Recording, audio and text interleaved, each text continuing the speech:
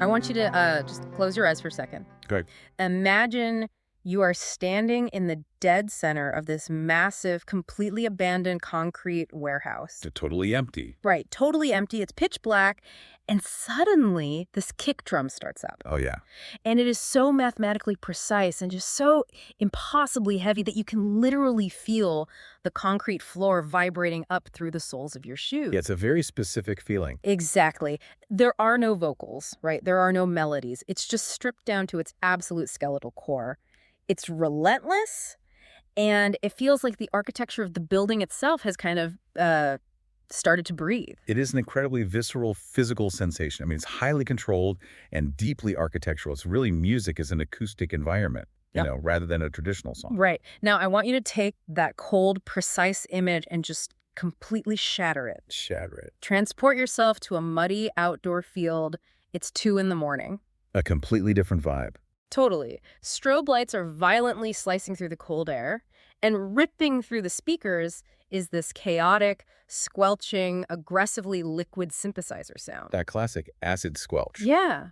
It feels like a machine that is just constantly on the verge of totally short-circuiting. It's wild, it's completely out of control, and it hits your nervous system in a way that makes you want to just lose your mind. So we're talking about two radically divergent environments here, producing two completely opposite physiological reactions in the listener. And yet they are born from the exact same mechanical DNA. Which is crazy to think about. It really is. So today, we are going on a deep dive into how a single, repetitive musical language fractured into two of the most radically opposite, yet equally powerful cultural forces in electronic music. It's such a massive topic. It is, and we are pulling a lot of incredible insight today from this really deep, comprehensive essay published by Monumental Movement Records, or MMR. Yeah, MMR. It's a column titled Minimal Techno versus Acid Techno, the Aesthetics of Reduction and Out-of-Control Circuits. I mean, it's a phenomenal piece of analysis because it treats electronic music not just as like a collection of tracks,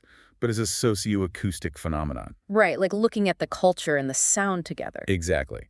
It digs into the engineering flaws, the psychoacoustics of repetition, and how the actual physical spaces people inhabited mutated the sound. Yeah, so we'll be synthesizing that MMR essay with a broader historical timeline of hardware evolution, alongside some curated records from the influential producers who really carved out both of these spaces. Sounds great. Okay, let's unpack this. Before we can really grasp how a single sound fractured into the disciplined warehouse and the chaotic, muddy field, we have to look at the genesis. We have to go back. Right, to the moment the machine was first turned on. And that genesis brings us to Detroit, right at the dawn of the 1980s. The birthplace. Yes, the undisputed crucible of techno. But to really grasp the sound, you have to look beyond just the recording studio. Oh, totally. This music emerged from a very specific and frankly devastating socioeconomic reality. You're looking at the rapid decline of the American auto industry. Because you had an entire metropolis, like an entire economy, built around the relentless syncopated rhythm of the assembly line. The heartbeat of the city. Right. Stamping presses, robotic welding arms, conveyor belts, that was the localized heartbeat. And suddenly, those massive factors are shutting down. Yeah, the rhythm stops. You have this massive urban hollowing, and those mechanical rhythms just grind to a halt. And in the midst of that post-industrial decay, you have this brilliant generation of young, innovative Black creators. Yeah. And instead of looking at the remnants of industrialization as a failure, they repurposed the aesthetic. They leaned into it. Exactly. They began using the Roland TR-808 and TR-909 drum machines, not to emulate a human drummer, but to lean into the mechanized precision. They viewed these synthesizers almost as like cybernetic extensions of the human body. Which is a profound ideological pivot. It really is. Because for decades, popular music was driven by organic human emotion, right? The breath in a vocalist's lungs, the micro imperfections of a guitar strum. It's human error. Right, human error. But here, raw human emotion is deliberately placed in the back seat. The driving forces become rigid structure, mechanized repetition, and an entirely new conceptualization of time. Yeah, they weren't writing pop songs about their daily struggles. They were projecting a highly mechanized vision of an Afrofuturist utopia through these relentless, perfectly quantized beats. It's basically sonic sci-fi world building. I love that analogy. Like, they weren't using machines to escape their grim reality. They were utilizing the language of machines to construct a completely new reality from the ground up. Absolutely. But here's the leap that always gets me. You have this localized Detroit blueprint, right? Born from Rust Belt decay. Right. But when that sound crosses the Atlantic in the late 80s and early 90s, it doesn't just get politely replicated. Not at all. If Detroit created the blueprint, how does the sound go from a local expression to a whole continent's operating system? Because the MMR essay literally frames it as becoming the operating system for urban culture across Europe. Well, that is the pivotal transformation. When the Detroit framework arrived in places like London, Frankfurt, and specifically Berlin, it encountered entirely different physical and cultural landscapes. The cities themselves changed the code. Exactly.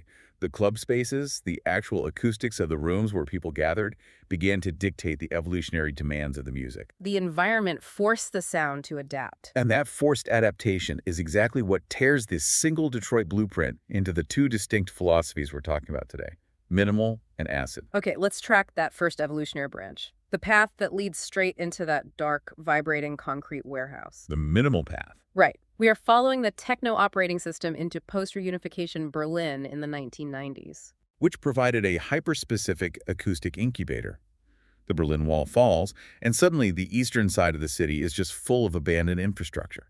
Empty power plants, massive underground bunkers. Cavernous concrete factories, yeah. And these brutalist spaces immediately become the new venues. But the culture changes with the venues. Right. We aren't talking about a standard nightclub that goes from like 10 p.m. to 2 a.m. No, we're talking about parties that simply do not end. You walk into a bunker on Friday night and the kick drum is still going on Monday morning. Which is insane to think about. But a 72-hour party drastically changes the physiological and psychological requirements of the music. How so? Well, if you are dancing for 2 days straight in a concrete bunker, you cannot sustain massive, exhausting pop song structures. Like huge orchestral builds and drops? Exactly. You'd burn out. You need deep endurance. You need architectural stability. Oh, that makes sense. Yeah. And the essay makes a brilliant connection here to the broader aesthetic history of Germany, specifically the heavy influence of Bauhaus functionalism. Form follows function. Exactly. The core philosophy of Bauhaus architecture is stripping away all the ornamental, unnecessary decoration to expose the raw, functional skeleton underneath. And we see that architectural philosophy applied directly to audio frequencies here. Yeah. Minimal techno aggressively strips away the melody, the sweeping chords, the vocal hooks. Just extreme restriction. Yeah, the aesthetic is defined by restriction. I mean, we're talking about a track that might literally consist of a single kick drum, a synthetic hi-hat, and one microscopic, heavily filtered synth blip. That's the entire ecosystem of the track. And even the DJ is stripped of their ego. They aren't standing on a brightly lit festival stage, pumping their fists to the crowd. No, they're usually anonymous, hiding in a pitch-dark booth. Right. The focus is entirely on how the sub-bass frequencies are physically interacting with the concrete walls of the room. But wait, Yeah. if it's literally just a kick drum and a hi-hat looping forever, doesn't that get incredibly boring for the listener? I know, that's the big question. What's fascinating here is it actually doesn't. Why not? Because of how this extreme minimalism plays with the psychoacoustics of the human brain. To an untrained ear, a 10-minute track of just a kick and a hi-hat sounds like a perfectly static, looping copy-paste job. Right. And the human brain's pattern recognition software is wired to crave novelty. If you listen to a perfectly static loop, your brain eventually tunes it out as background noise. Which leads to massive ear fatigue. Exactly. So how does a producer keep a dancer engaged with just 3 elements for 10 minutes without them getting incredibly bored? Because the novelty is hidden within the frequencies. The repetition in minimal techno is actually packed with thousands of microscopic adjustments that you barely perceive consciously. Oh, wow. Yeah, a producer is constantly, slowly turning the knobs. They might shift the cutoff frequency of a high-pass filter by just a fraction of a decibel over the course of 64 bars. Just tiny, tiny shifts. Or they might add a tiny amount of swing to the hi-hat, Well- shifting its timing by mere milliseconds. Oh, I see. So the brain's threat detection system, the reticular activating system, never fully tunes it out. Exactly that. Your auditory cortex is constantly receiving these micro-updates. The loop is never actually the same twice. That's wild. You aren't listening to a narrative progression from a verse to a chorus. You are existing within a continuous, highly manipulated flow of time. And that psychoacoustic trick prevents the ear fatigue. It locks the brain into a hypnotic state so the physical body can just keep going. It is, by definition, an endurance machine. It's like a cruise control for the human nervous system. Cold, calculating, and engineered for the ultimate long haul. Perfectly said. Which brings us to the complete opposite extreme. The total opposite. We are leaving the disciplined, infinite marathon of the Berlin bunker, and we are pivoting to the wild, uncontrollable outdoors. We're going back across the Atlantic to mid-1980s Chicago to look at a very different kind of machine. A machine that was engineered to be a polite replacement for a human, but ended up being a spectacular commercial failure. Here's where it gets really interesting. Oh, definitely. The entire acid techno rebellion, this incredibly aggressive, chaotic sound, was born from a piece of consumer electronics that literally nobody wanted. Nobody at all. We are talking about the infamous Roland TB-303 baseline synthesizer. Yeah, the 303. Roland engineers originally designed the TB-303 to be a bass accompaniment machine for solo musicians. Like for guitarists practicing in their bedroom? Exactly. It was supposed to accurately simulate the sound of a traditional bass guitar playing a standard backing track. But the circuitry was inherently flawed for that purpose, right? It didn't sound like a bass guitar. Not even close. It sounded synthetic, weird, and plasticky. Yeah. Real musicians hated it. It was deemed a massive failure. Production was unceremoniously halted, and these little silver boxes ended up flooding the pawn shops and used gear stores in Chicago for pennies on the dollar. And because the barrier to entry was suddenly so low, young electronic producers in Chicago bought them up. Right. And they realized that if you completely ignore the manufacturer's manual, you can weaponize the machine's internal engineering quirks. Yes. The magic of the TB-303 lies in its 24 decibel per octave low-pass filter. Right, and when you crank the resonance knob on that specific filter to its absolute breaking point, what actually happens inside the circuitry? Well, you are essentially feeding the audio signal back into itself in a loop until the circuit literally self-oscillates. It just screams. Yeah, it stops being a musical note and becomes a screaming, liquid, high-frequency squelch. And unlike the calculated pre-programmed micro shifts of Berlin Minimal, playing the 303 is an act of real-time, unpredictable improvisation. The producer is physically riding the filter cutoff and resonance knobs live. The wave is constantly warping, deforming, and ripping itself apart. And then there's the slide function. Oh, the slide function is crucial. Because normally, a drum machine sequencer forces every note rigidly to a mathematical grid, right? It's all quantized. But if you hit the slide button on the 303, it forces the pitch to glide seamlessly from one note to the next. It takes this rigid mechanical grid and turns it into a snapping rubber band. It creates an elastic alien glissando that feels almost biological. It is the ultimate irony in music history. Truly. The engineers at Roland tried to build a well-behaved robotic bassist and accidentally handed Chicago the detonator for a global youth rebellion. That's exactly what happened. Because by the late 80s and early 90s, this acid sound jumps over to the UK. And it doesn't end up in stark concrete clubs. It fuels the massive, illegal outdoor rave scene. It becomes the defining soundtrack for parties held in muddy fields and abandoned rural warehouses, deliberately existing outside of municipal control. Wow. Where minimal is disciplined and anonymous, acid is aggressive, excessive, and entirely anti-establishment. The MMR column actually says, the sound riots before it can be controlled. I love that quote. Me too. And there is a real psychoacoustic science to why acid techno creates that frenzied atmosphere, right? It physically bypasses the rational brain. If we connect this to the bigger picture, it all comes down to the human startle response. Okay, break that down. When you push the 303 into heavy, screeching distortion, you are generating nonlinear, unpredictable high frequencies. Right. In nature, those specific types of chaotic frequencies are usually emitted by an animal in extreme distress or an environmental threat. Oh, so it hits the amygdala before the prefrontal cortex can even analyze the rhythm. Precisely. Yeah. It bypasses the brain's pattern recognition centers and triggers a localized fight-or-flight response. Adrenaline floods your nervous system instantly. It physically forces your body into a state of high alert and cathartic release. It prioritizes pure, visceral sensation over any intellectual structure. It's like acoustic adrenaline. Exactly. So we have these two completely diametrically opposed philosophies. We have Minimal, anonymous, architectural, driving towards silence, utilizing micro changes for deep endurance. Yeah.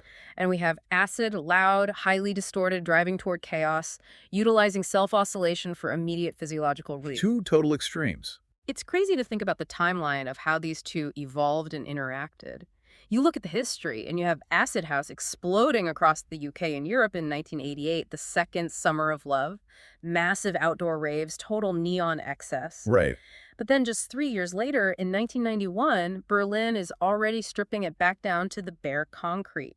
It's almost like minimal techno was a localized immune system response to the chaotic excess of acid. That's a great way to put it. And this raises an important question. How do you reconcile these two extremes? Right. By 1995, the source material notes that minimal and acid had clearly fractured into two highly distinct, separate genres with their own militant purist followers. People pick sides. They really did. You had artists like Robert Hood in the minimal camp. Oh man, Robert Hood's Minimal Nation album is the holy text of production. The absolute blueprint. He is the absolute master of finding the heaviest groove in the negative space, the silence between the kick drums. He represents the absolute purity of the architectural philosophy. But on the complete opposite end of the spectrum, the source highlights the German duo Alter Ego, specifically calling out their 2004 track, Rocker. Rocker is a weapon. It really is. If you've ever heard it, you know exactly what weaponized acid chaos sounds like. It is purely designed to overload the room's sound system and just blow the roof off the building. But music is never static, you know. It always evolves. By the early 2000s, producers start getting bored of the purist rules, leading to a massive period of hybridization. Blurring the lines. Yeah. The essay points to artists like Jesse Somfay or Dub Taylor. They took the rigid, repetitive skeletons of both minimal and acid and started injecting them with textures from completely different genres, like ambient, shoegaze, and dub music. I love that hybridization period, but how does that actually work on a technical level? Like, how do you make a rigid grid sound like shoegaze? By heavily utilizing dub mechanics. Yeah. You take that rigid, minimalist kick drum and hi-hat, but you run the synthesizer chords through infinite tape delay loops and massive cavernous reverb units. So it washes out. The feedback loops wash over the mechanical grid. The transients of the drums get blurred by walls of harmonic distortion. Wow. It takes the mathematical structure of techno and drops it into a vast, fluid, three-dimensional acoustic ocean. It proves that the structure doesn't have to be sterile. It can be deeply atmospheric.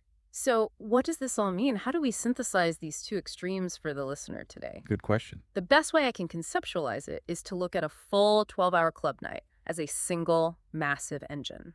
Minimal and acid are simply the distinct gears required to drive that transmission. Break down the mechanics of that analogy. Well, minimal is your cruise control. Okay. It's the gear you lock into for the long hypnotic highway. It engages the reticular activating system just enough to keep the brain engaged without overwhelming it, letting the dancers pace their physical stamina. You just get lost in the architecture of the sound for hours. But acid. Acid is the nitrous oxide. It's the volatile chemical you inject when you want to deliberately redline the engine. Yes, it's the gear the DJ violently shifts into at 3 a.m. when the energy is flagging and they need to cause a collective physiological explosion on the dance floor. You need both. Exactly. You cannot run an engine on nitrous oxide for 12 hours or the system will literally melt down. But you also can't just drive on cruise control forever or the passengers forget they are actually alive. You need both the steady hum and the sudden explosion to create a complete journey. And that dialectic proves a profoundly beautiful point about the nature of electronic music. What's that? Both of these sounds, the stark, meditative silence and the screaming, squelching chaos, they originate from the exact same mathematical formula written by those young creators in Detroit. They just took the same equation and solved it for two completely different emotional extremes. Not only that, but the fact that they constantly interact, push back against each other, and hybridize proves that techno isn't just cold, unfeeling machine music. No, not at all. It is a complete emotional spectrum. It is fully capable of expressing the duality of the human experience, our deep need for order, and our primal desire for chaos entirely within the confines of a machine. That is the ultimate takeaway from this MMR deep dive. Techno's true staying power, its survival as a global operating system, lies in its capacity to simultaneously house profound architectural silence and raw, distorted frenzy. It gives you whatever psychological tool you need to survive the night. And I think that leaves us with a really compelling, provocative thought to sit with, especially as we step away from the analytical lens of the club and look at our daily lives. Let's hear it. Well, we all exist in a modern environment where we are relentlessly bombarded by digital noise, overlapping notifications, and constant frantic information. It's exhausting. It is an acoustically and psychologically overwhelming era. So when you look at these two sonic philosophies, which one do you genuinely crave more right now? That's a great question. Do you need the meditative, hyper-organized reduction of minimal to clear out the endless mental clutter and finally give your brain the architecture to breathe? Mhm. Or are you so exhausted by trying to maintain order that you need the cathartic, screaming, distorted release of acid to just let go of the steering wheel and completely surrender control? That is an amazing question to carry with you today. In a world full of noise, are you seeking the disciplined structure of the warehouse or the wild, unpredictable release of the muddy field? Thank you so much for joining us on this deep dive into the architecture and the chaos of electronic music. Keep exploring, keep questioning the sounds around you, and we will catch you on the next one.